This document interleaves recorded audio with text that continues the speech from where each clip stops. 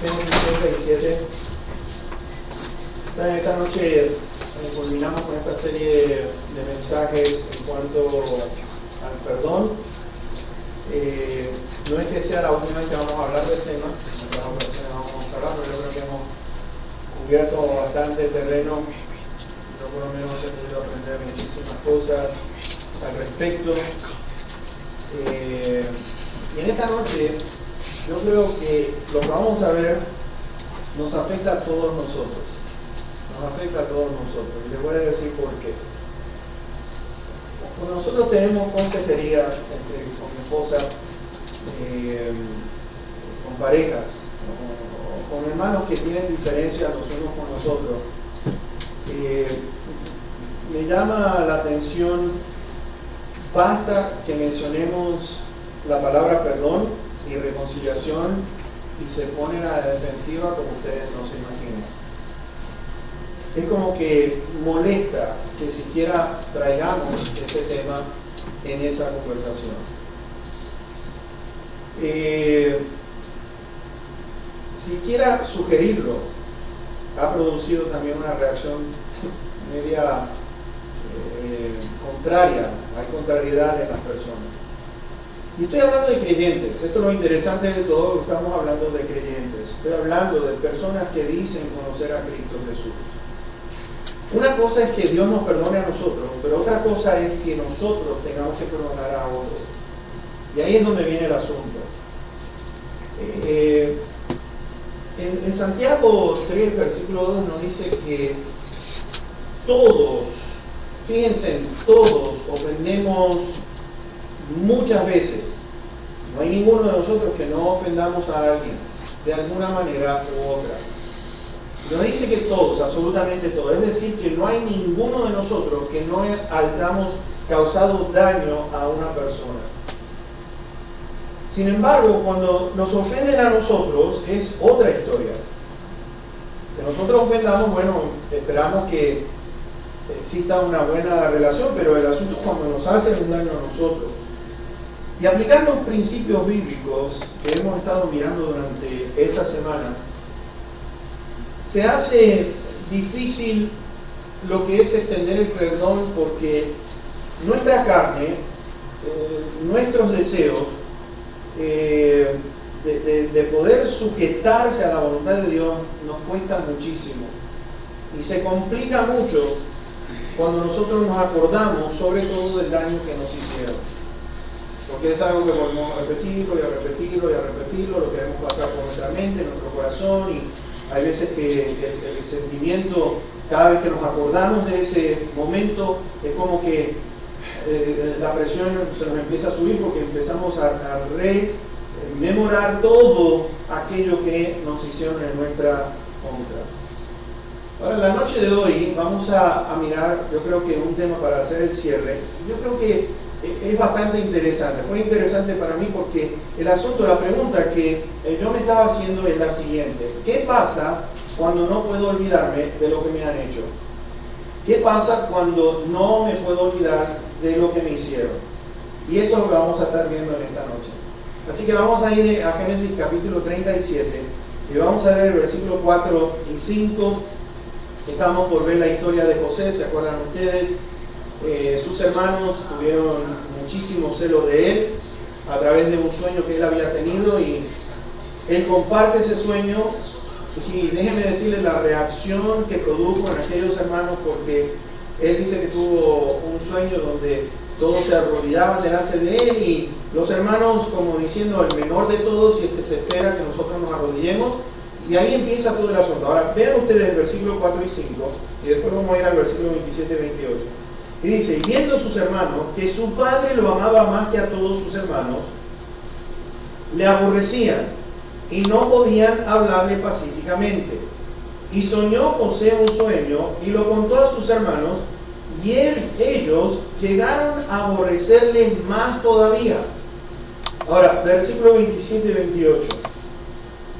Los hermanos están tramando todas estas cosas, y vean lo que dicen: vengan y vendámosle a los ismaelitas, y no sea nuestra mano sobre él, porque él es nuestro hermano, nuestra propia carne. Y sus hermanos convinieron con él.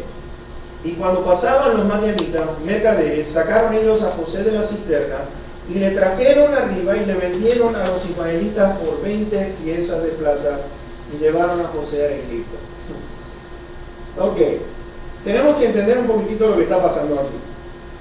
Los hermanos, después de ese sueño, comenzaron a enojarse en extremo y más que veían que el padre lo quería más a él que al resto.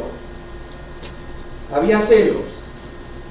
Encima José, en lugar de estar mirando, porque si a mí me hablan ásperamente, o sea, yo reacciono, se me prende el foco, como de decir, bueno, tendría que dejar de hablar de esta manera porque estoy produciendo una reacción en contra de mis hermanos. Pero un muchachito de 17 años, porque eso es lo que José tenía, 17 años, comienza a contarles el sueño. Le dice, ¿saben qué? Todos ustedes, yo vi este sueño y todos ustedes se arrodillaban delante de mí. Aún mi papá y mi mamá se arrodillaban delante de mí. Y eso, dijo, es lo único que nos falta escuchar.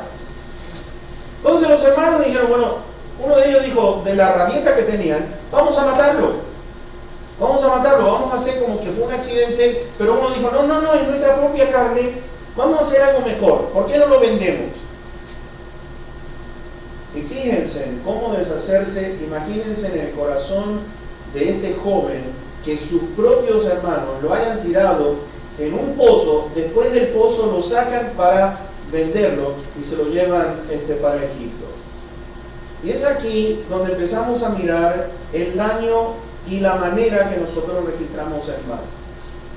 Porque vamos a ver una historia interesante con respecto a José que vamos a poder observar precisamente lo que estamos tratando de decirles a través de este mensaje. Ahora, vamos a ir a Génesis 42, unos capítulos más adelante, y vamos a leer del versículo 6 al 9 y después del 22 al 24. Pero 42, versos 6 al 9. Ahora, los hermanos de José, para que ustedes puedan entender antes que empecemos a leer, los hermanos de José, hay hambre en bastante lugares. Entonces vienen a donde José, porque sabían que allí en Egipto había trigo. Entonces vinieron delante de José, y ustedes tienen que entender que ya habían pasado 13 años de todo esto. Ya José tiene 30. Y vean lo que sucede aquí. Vamos a ver versículo 6 al 9.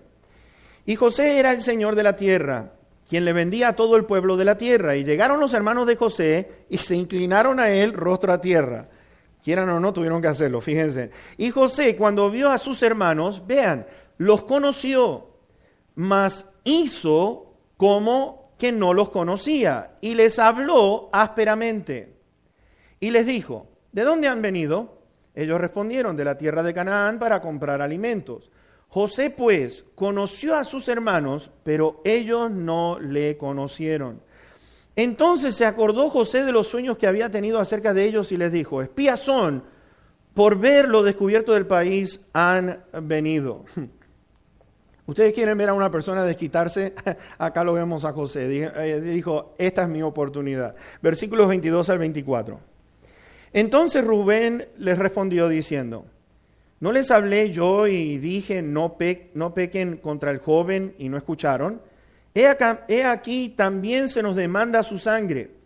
Pero ellos no sabían que los entendía José porque había intérprete entre ellos. Y se apartó José de ellos y lloró. Después volvió a ellos y les habló y tomó de entre ellos a Simeón y lo aprisionó a vista de ellos. Mis hermanos, venganza estaba en camino. Eso fue la primera reacción que tuvo José. José lo que estaba diciendo, voy a aprovechar. Ellos no me conocen, yo los conozco a ellos. Ellos me hablaron mal, ahora yo les estoy hablando mal ásperamente. Ellos son mis hermanos mayores, se aprovecharon de su autoridad como mayores, ahora sin embargo yo soy el segundo después de Faraón. Fíjense en cómo cambió toda la situación. Y José entonces está aprovechando todo eso. Aparte, lo más cómico de todo es que entre ellos había un intérprete. Y ustedes se imaginan, el intérprete estaría diciendo lo que más le convenía, pero José dice que estaba entendiendo absolutamente todo. Y hay remordimiento en los hermanos de él, como diciendo, no se los dije. Entonces yo quiero traer este punto para que ustedes puedan entender un poquitito.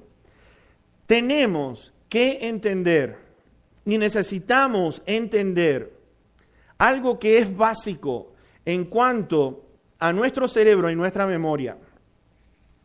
Y fíjense en que lo que vamos a estar hablando y compartiendo con ustedes en esta noche tiene que ver la manera de perdonar. ¿Puede uno olvidarse del mal que le han hecho? Y hay algo que tenemos que entender con respecto a este punto básico, es lo siguiente. Todos o todas las memorias que podamos tener son almacenadas en nuestro cerebro por intermedio de impulsos electrónicos y por transferencia, lo que es una transferencia química.